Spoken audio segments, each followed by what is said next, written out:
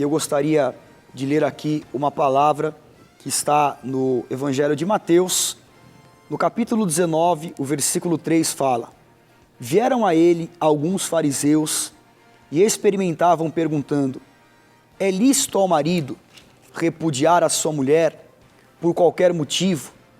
Então respondeu ele: não tendes lido que o Criador desde o princípio os fez homem e mulher, e disse: por esta causa deixará o homem pai e mãe, e se unirá à sua mulher, e os dois se tornarão uma só carne, de modo que já não são mais dois, porém uma só carne. Portanto, o que Deus ajuntou, não separe o homem. E aqui fala, replicaram: por que mandou então Moisés dar carta de divórcio e repudiar, que significa separar-se? Respondeu-lhe Jesus: por causa da dureza do vosso coração, é que Moisés vos permitiu repudiar a vossa mulher. Entretanto, não foi assim desde o princípio.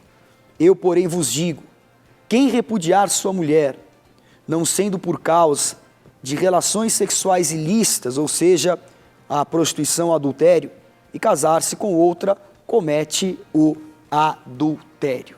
Então, aqui nós vemos a opinião na palavra de Deus, na verdade não a opinião, mas a direção da palavra do Senhor. 60% das pessoas falaram que não e 40% disseram que sim. Bom, aqui Jesus, ele deixa muito claro que o divórcio, ele biblicamente está amparado por duas razões. Primeiro, pela dureza do coração do homem. E segundo, em caso de adultério, relações sexuais ilícitas. Essas duas coisas, elas dão biblicamente o amparo ao divórcio. Porém, lá em Malaquias, depois você pode ler, a Bíblia diz assim, que Deus abomina o divórcio. Deus odeia o repúdio, o divórcio. Por quê? Deus, quando Ele criou o homem, uniu o homem e a mulher, é para que os dois se tornem uma só carne, por isso deixará o homem, pai e mãe. E a instituição do casamento é uma instituição que nos dias de hoje, no mundo que nós vivemos, ela infelizmente é falida aos olhos de muitos. Nós vemos exemplos de pessoas que já estão se casando com um prazo de validade. Nós vamos ficar casados por 2 anos, porque na verdade a pessoa tem medo de dar errado. Ela fala: eu vou casar porque vai dar errado, nós vamos ficar só um tempo juntos. Aí entra aquela malignidade: nós vamos casar, mas com separação universal de bens e tudo mais, porque o mundo está decaído nos seus próprios conceitos. Agora, na igreja de Cristo, nós cremos, primeiro, em restauração. Nós cremos, segundo, em restituição. Terceiro, nós cremos em perdão e arrependimento. E em reconciliação. Claro que em determinadas situações, aonde o marido espanca a esposa, coisas assim, essas atrocidades, nós não podemos ser religiosos e falar: não, você vai ficar junto com ele, não importa o que ele te faça. Isso é ignorância espiritual. Deus não quer isso para ninguém. Num caso como esse, é a dureza do coração do homem que está operando.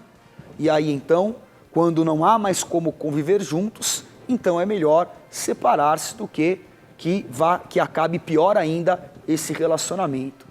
Agora, com esses casos que existem e tudo mais, de repente você pode falar: bispo, mas em caso de adultério? O adultério, ele dá o amparo legal, bíblico, da separação. Porém, o que nós cremos, que se houver um arrependimento sincero da outra parte, e você tiver o desejo de perdoar, sempre há restauração, porque em João capítulo 2, Jesus, ele fez um milagre em Caná da Galileia, que foi um casamento, ele transformou a água em vinho. É sinal que há transformação para todos os relacionamentos. E aqui há mais um detalhe que Jesus deixa: o que Deus uniu, o homem não separe. Então o que nós precisamos avaliar é: a união, ela veio de Deus ou veio da carne? Porque se há um relacionamento que partiu do desejo do coração de Deus, que nem eu tenho certeza que o meu casamento com a minha esposa, antes da minha vontade e da vontade dela, estava a vontade plena de Deus. Porque existe a vontade plena e a vontade permissiva do Senhor.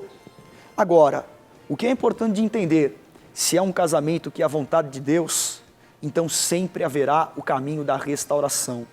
E nós devemos de lutar pelo casamento, não devemos abandonar a família, devemos orar, clamar, fazer a nossa parte da aliança e, se de tudo não tiver mais jeito, buscou aconselhamento, foi à igreja, teve o acompanhamento pastoral e não houver jeito por tudo isso que nós colocamos, aí sim a pessoa se divorcia. Mas nós somos favoráveis sempre à família. Deus é o Deus da família e nós devemos buscar sempre, antes de tudo, o caminho da restauração e da reconciliação.